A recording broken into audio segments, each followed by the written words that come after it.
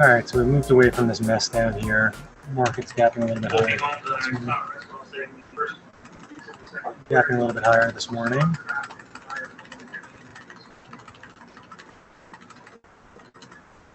Let's see as I remove this markup, what we started talking about a couple of weeks ago in the SPYs, probably ever since this down move happened back here, a little bit over a month ago. The market loosened up, meaning just the intraday moves in the SPY became more tradable. They moved off of levels that were established the prior day, whether they were resistance or support. And there were just a lot of good risk reward trades there. So I think we picked up on that pretty early, I think all the way back here. And really was able to take advantage a few times on both sides.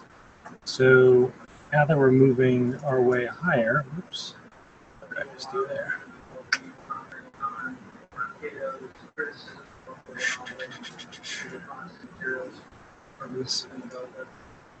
Somehow I got rid of the volume.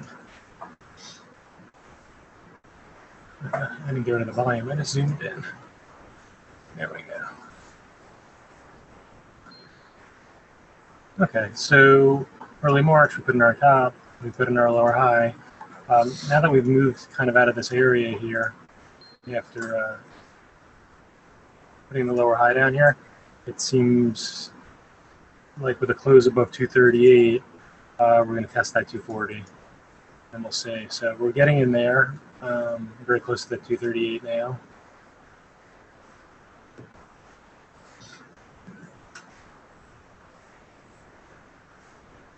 In fact, if we look at yesterday's action, right now we are above yesterday's pre-market high, and pre-market came in this morning and we were down around 237.40, and we moved up to 237.80 and we're holding. So we'll look for one of two things at the open. We'll look for the break to 238 on the open, see what happens there. If it fails, works through back inside the pre-market range. Or if we fail right here now in this consolidation, we break to the downside. Let's see what happens at this area here, and then obviously below that 237 from yesterday. So we held that 237 a couple times in the open, went through. End of the day, we started to hold it again, closed above it. So 237, 237.40 on the downside, 238 on the upside, and we'll use those spots for potential trades. IWM.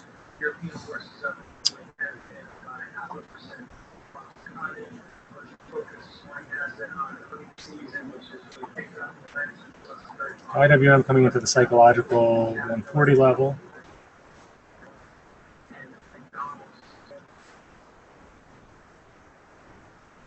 We were there twice, March 1st and March 3rd when the market actually topped, and the SPYs put in their top there. So did the IWM. As I talked about yesterday, kind of being right in the middle of this consolidation, this prior consolidation range, it's a little bit tricky. Now, if we get above 140 today, so let's say 140 set, 140.20, 140.30, that interests me. Because we did fail there on February 21st. We closed right there on March 1st and failed there on March 3rd. So have your alert set. Here's the pre-market action just to see what it looks like.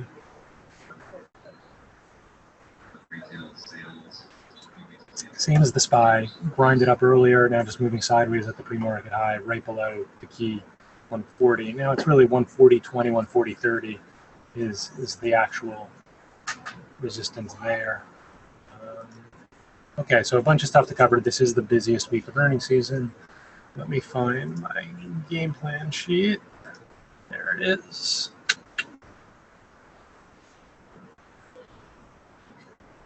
Okay, so ESRX is the one that went down in the after hours yesterday. Now it turns out that ESRX, the numbers were actually fine and the guidance was fine. It's that their large customer is going to be gone after 2018. So it came off from $60 in the after hours, bottomed at 56.5. This morning, made a push back up here to around $60. It's come off $1 so far. So, to me, it looks like the news wasn't as bad as the reaction after hours. And certainly a $3 move off the after hours low, some other people are thinking the same thing. It doesn't mean it can't fail up here and come off and touch 58. What I put on the sheet, 58 and 57. You can see once it went down in the after hours, it couldn't get back above 57 here, but it made the higher low, had a little trouble. So we did try to bounce, but it needed overnight for people to come in and say, whoa, this is an overreaction. You can even see that from some of the analysts' comments, but we have some good levels to trade off of. Obviously 59.5 to 60 resistance, and you're okay shorting there. Just recognize though, if we continue to make higher lows,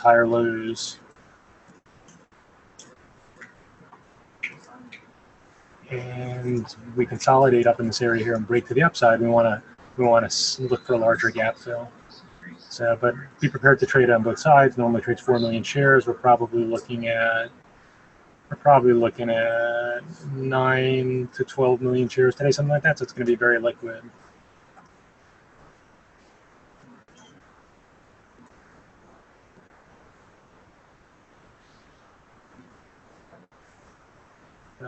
Triple top action up here around the 59.80s.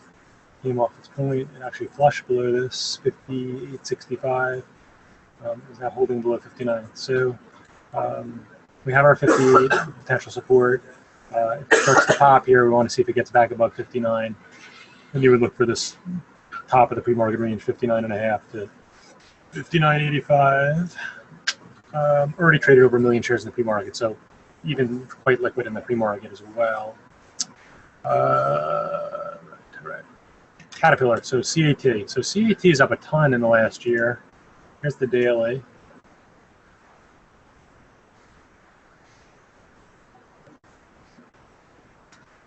So it had come down. It was consolidating for a while between 80 and 90, broke below. It came all the way down to below 60 before starting an uptrend, failed at 80, higher low, higher low, higher low. And then coming into this earnings report, has been consolidating since the last, this is probably the last one right here. No, that's actually not the last report. Let's see, the last report is probably right here on this gap to 97. And then it failed a few times here at 99, but it's basically been consolidating since it gapped above $90. And that's been going on for 5 months almost, 4.5 months.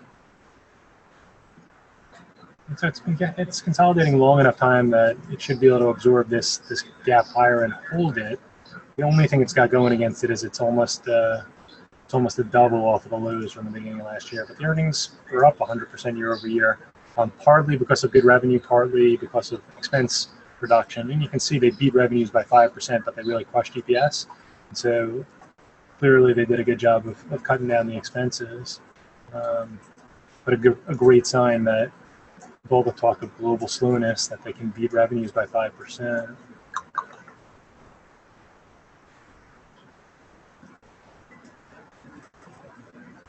So here's the price action. Initial reaction took it above 100 to 102, pulled into 101.30. Now it's above 102. So I think that's the first thing we're going to use. What did I put on the sheet? Okay, so support's 99, 100. We want to use the after hours high as our first potential spot that it could hold right here. If it actually gets hit, it starts trading below 102 and holding, and that 99 to 100 is kind of a target area right there.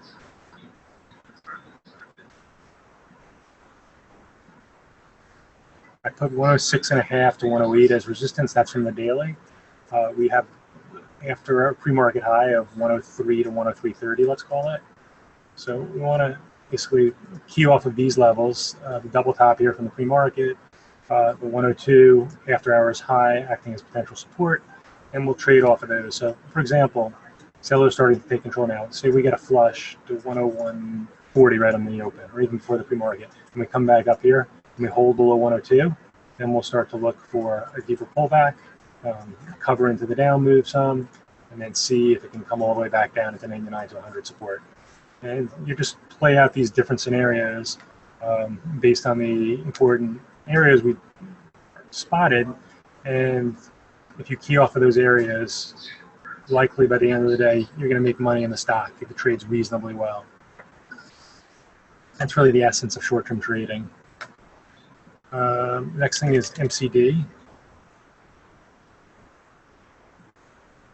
So MCD, I guess you could kind of compare it a little bit to like a Netflix or a Visa, stocks that have been in strong uptrends, longer-term uptrends, and have made new highs. Really one of the strongest stocks in the market. So it had topped out here at 130, came back up. I thought this down move here when it gapped down to 123. I think it was an analyst day or something. It was a little crazy, unless it was earnings, but it did make a lower high here. Came all the way down to 110 to 112. Now making new high on really good numbers. You can see they beat by 10%, revenues beat by 2%, so another case of getting the expenses down in line. And with this one, the same thing with Caterpillar is you got to look at it in terms of, has it run too much? In this case, it doesn't really look like it has. It spent a long period of time consolidating, failing at 100, then broke out from that at the end of 2015 or Q4, and then consolidated again for another year and a half or so. So probably okay longer term. Doesn't mean we can't see some profit taking today, so let's kind of zoom in. See if we can kind of key off of the last week or so. So this one's done a couple 100,000 shares in the pre-market, which is a lot for McDonald's. So initial reaction took it through 37, actually touched 38, never pulled back below 37, and now is trying to hold above 38. You can see the volume coming in here. I'm not sure what the short interest is. I assume it's very low. You can check that on the scanner. In fact, I'll even look at it for myself.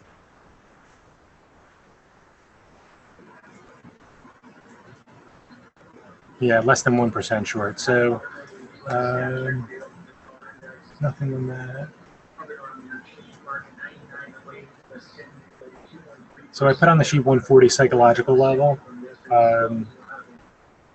If it comes in and there isn't like big profit taking and it holds 137 again, and then you see consolidating at 38 and it breaks to the upside, 39.5 to 40 would kind of be my target area, just based on the psych level. There's no real resistance now that it's at a new all-time high. The next one is CDNS. And I put this one on here mainly because last quarter it gapped higher on earnings, and the guide down is not much this time. But if we look at it, last quarter was at 26. It didn't really gap up that much, but it ran all the way up to 28, consolidated, and then trended higher. I think it's kind of interesting that they guided back down. So to me, it doesn't necessarily have to come all the way back down to last quarter's where it went up on good numbers. But that catches my attention. And also catches my attention is it ran up into the earnings report. So you got some people trapped potentially at higher prices in the last week or so. So if it takes out the support here on 3080, you could be looking at flushes into this area down here. So we don't really have any pre-market volume, but that's the thought process there. And if you can get shorted around this area here around 32 and I'd even risk a half a point maybe, or potential move all the way back to down here. That makes sense to me. And then you have an option for it to actually come even further. The next one is T-Mobile. I put this on here, just T-Mobile always has good numbers and is very strong uptrend. After hours, it looks like it spiked and then it came back down. It's not doing much now. One of these times, it's going to have a big profit taking. So just keep an eye on it. 60, what did I put on here? 66 resistance, none above that. Also keep an eye on 65, 60, 65, 70 where it topped out yesterday morning. If it tops out here and starts coming off and you're short a little bit and you walk into something down to 65, and you can kind of see where it goes from there, maybe makes some lower highs. We got to go back to, if we go back to beginning of March, it was 61. So it's only up about 10% since then, which is not a huge deal based on the numbers. But if it does sell off today, I think 64 would be the spot. 64, 63.80-ish. Put that on there? Yeah, 63.70 to 64 I did put on. All right, so Hasbro yesterday, there was a really nice down move in the morning. But then after that, I thought acted very well in terms of buying. So profit taking at around 10 o'clock, made higher lows, was accumulated the rest of the day. The way I would look at this right now is if it's holding above 102, it's interesting on the long side. If it is below 101, it's interesting to me in terms of sellers controlling on the short side. The next one is Halliburton. We shorted that on the open. Worked a couple of times and then finally got stopped out.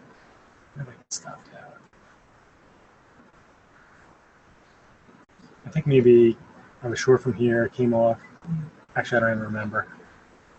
Unless it was this retracement right here that stopped me out. But it was eventually proven to be a good short the rest of the day. It was just wild on the open. Put in its high at 1020. Consolidated here, 47.50, broke to the downside. Almost got back to the half. When it took out this pivot here at 47.10, it was weak the rest of the day. So it's actually a pretty clear downtrend. So the way I would look at it this morning is this area here, 47.40 to 47.50-ish. I think it's okay to be short there. And then AKTX, just made one trade in it really. They flushed it right on the open to 17, bought it. I was flat by 18.5. It did come all the way back up to the pre-market or the opening resistance of 20. Then came off $2 again, and then came off $2 again. So anybody who was actually playing it on the short side into 20 did quite well. It closed below 18, which doesn't bode particularly well. Perhaps it is going to test the low from a couple of days ago down here at 16. So you have 17 support from yesterday afternoon, and below that 16 is where it broke out way back when. So it's a lot of stuff. The meeting should probably be posted in the next 5 minutes or so if you tuned in late. As always, be patient and good luck. Hope you enjoyed that video. You can actually watch that video if you're subscribed to our Trader 90 before the market even opens. What stocks are in play? What levels in those stocks are important? And how we might go about attacking that stock. That's Steve Spencer, 20-year veteran trader, laying it out there every morning before the market even opens. A really, really powerful tool to start your session off on the right foot. So right now we're offering a trial that you can take advantage of to access this meeting and other meetings throughout the day. We have a meeting at 11 a.m. Eastern where you can sit down with Mike Bellafiore and listen to him talk about what's going on during the morning session, what stocks were in play, what the best trade opportunities were, as well as maybe some things that we're looking at heading into the afternoon session. So I really encourage you to take advantage of that trial.